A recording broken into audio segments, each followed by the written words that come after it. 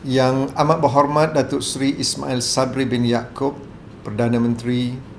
Yang berhormat Datuk Lim Ban Hong, Timbalan Menteri Perdagangan Antarabangsa dan Industri. Yang berbahagia Datuk Lokman Hakim Ali, Ketua Setiausaha. Yang berusaha Encik Ram Ganesan Kartigasu, Pengerusi Perbadanan Produktiviti Malaysia MPC. Yang berbahagia Datuk Abdul Latif bin Haji Abu Sman, Ketua Pengarah MPC, tuan-tuan dan puan-puan yang dihormati sekalian. Assalamualaikum warahmatullahi taala wabarakatuh dan salam sejahtera. Bagi pihak MITI dan MPC, saya ingin merakamkan penghargaan kepada Yang Amat Berhormat Datuk Seri Ismail Sabri bin Yaakob, Perdana Menteri, di atas kesudian untuk menyempurnakan perasmian Persidangan Kebangsaan Amalan Baik Peraturan Good Regulatory Practices atau GRP pada hari ini.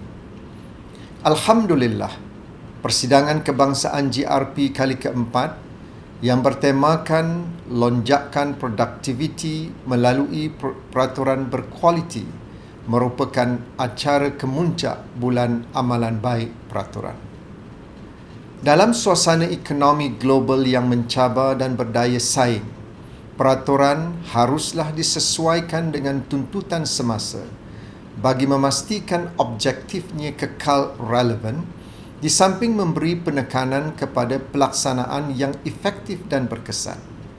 Lonjakan ekonomi dan produktiviti akan berlaku dengan lebih pantas apabila penggubal dan pengawal selia senantiasa responsif bagi memastikan dasar dan peraturan menyokong pembangunan ekonomi negara.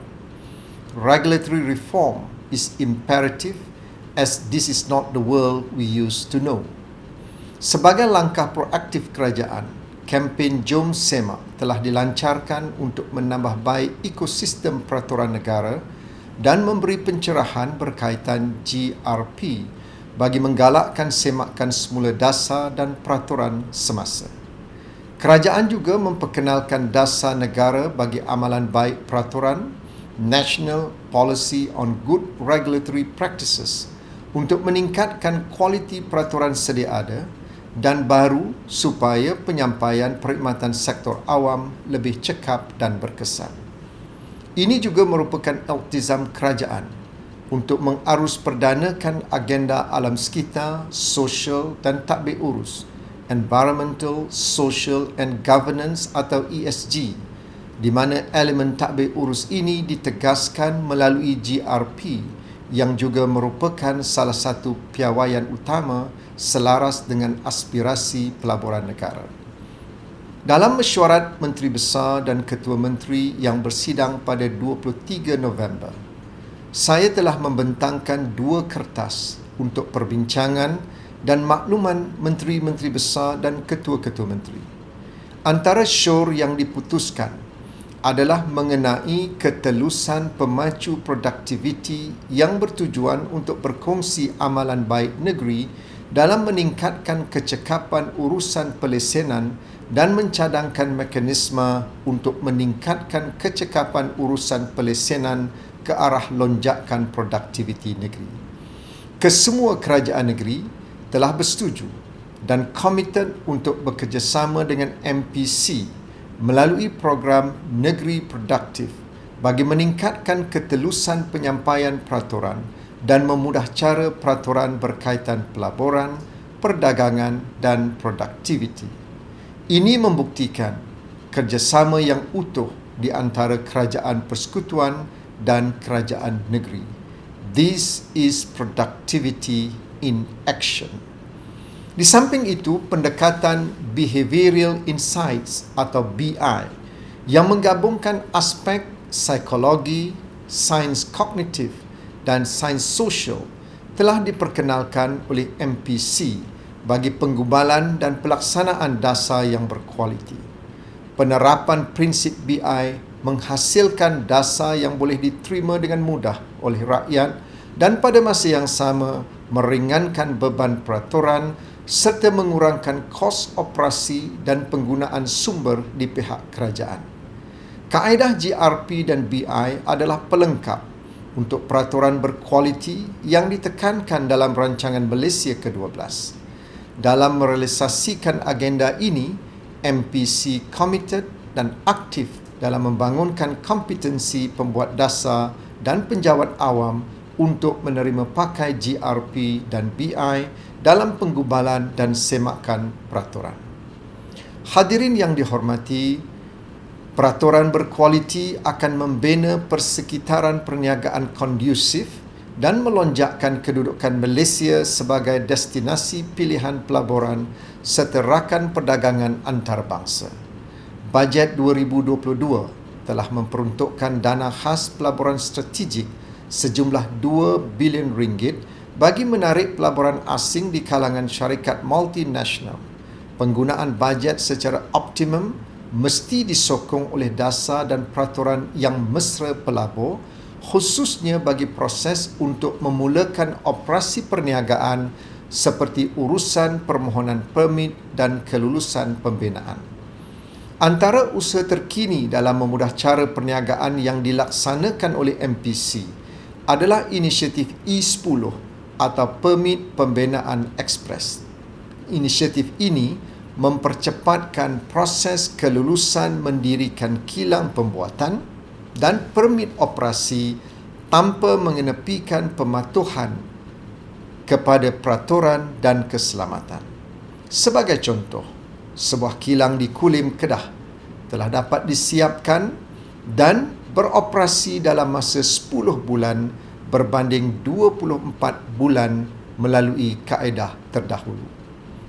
Pendekatan peraturan tangkas atau Agile Regulation melalui inisiatif E10 dalam memudah cara keperluan perniagaan harus dilaksanakan di seluruh Malaysia. Terkini, E10 telah diperluaskan ke negeri Pahang dalam usaha untuk memudahkan kemasukan pelaburan berimpak tinggi dalam proses pembinaan kilang. Kesannya sekaligus akan mengurangkan jurang pendapatan dan ketidaksamaan pembangunan antara wilayah dan negeri seperti mana yang disasarkan dalam Wawasan Kemakmuran Bersama 2030. MPC juga bekerjasama dengan kementerian dan agensi yang lain bagi mengurangkan beban peraturan melalui program Malaysia Mudah atau My Mudah. Sejak pelaksanaannya yang bermula pada tahun lepas, My Mudah telah menerima pelbagai isu daripada komuniti perniagaan, di mana MPC telah mengambil langkah proaktif bagi menyelesaikan isu yang berbangkit.